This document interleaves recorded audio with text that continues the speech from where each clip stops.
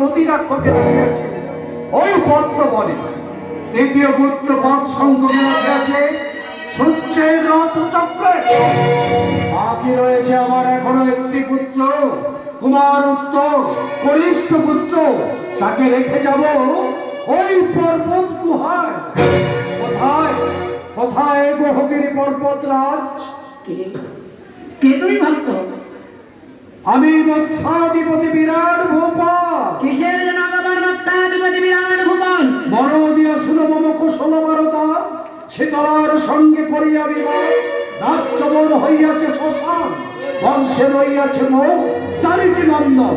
তিনটিকে আমি অন্যত্র লুকায়িত করিয়াছি, আর একটিকে লয়ে আপনার কাছে আসিয়াছি। দেখ, দয়া করে তাকে স্থান দে। শোনো শোনো মৎস্যাধিপতি বিরাট ভূপাল, বলুন। আমার বক্ষ বিদীর্ণ করে একটি মোহন কোট নির্মাণ করে দিচ্ছি। এই মোহন কোটের মধ্যে তুমি তোমার পুত্রকে রেখে অক্ষয় কবচে নির্ভয়ে বাড়ি ফিরে যাও। আপনার মাঝে রেখে দেই আমার কনিষ্ঠ পুত্র কুমার উত্তরকে। কোথায় কোথায় রে পুত্র উত্তর? এসো এসো পুত্র উত্তর।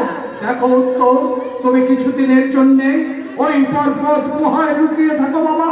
শোনো বাবা, শীতলার সঙ্গে বাদ সংবাদ নিতে গেলে আমি আবার তোমায় নিয়ে যাবো পুত্র। আবার আমায় নিয়ে যাবেন তো পিতা? আরে পুত্র, কোনো ভয় নেই, শঙ্কর তোমায় রক্ষা করিবে। আর এই ধর বাবা, একটু জয়কে নাম যদি এই গুরুদেব দেবী আসে ছলনা করিতে, পাঠাইবে তারে জমের সকাশে। এসো পুত্র, লহ এই পিতৃ আশীর্বাদের দান। বেশ, ঠিক আছে, তাই হবে পিতা। কোন দেব দেবী যদি আসে আমার সম্মুখে, এই অস্ত্রাঘাতে তাকে পাঠাবো জমায়ের শখেছে। উত্তম পুত্র। পিতা, এই অস্ত্র নিয়ে আমি কি করবো জানেন তো? কি করবি রে পুত্র? বাঁচাও করে উত্তম করবো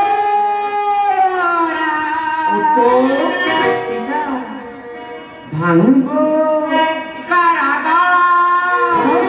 পিতা, বাঁচাও করে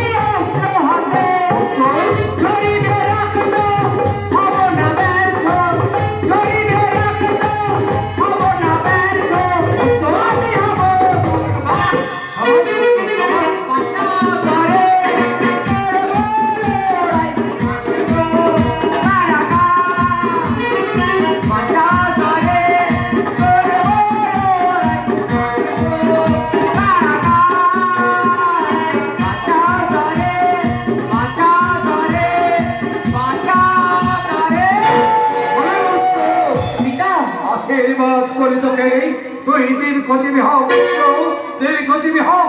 কিন্তু উত্তর পিতা, তুই ছি আমার কনিষ্ঠ, কেমন করে তোকে বিদায় দেব? তাই তো আছে আমার এই চোখের জলে তোকে দিলাম বিদায়। বিদায় বিদায় বিদায়।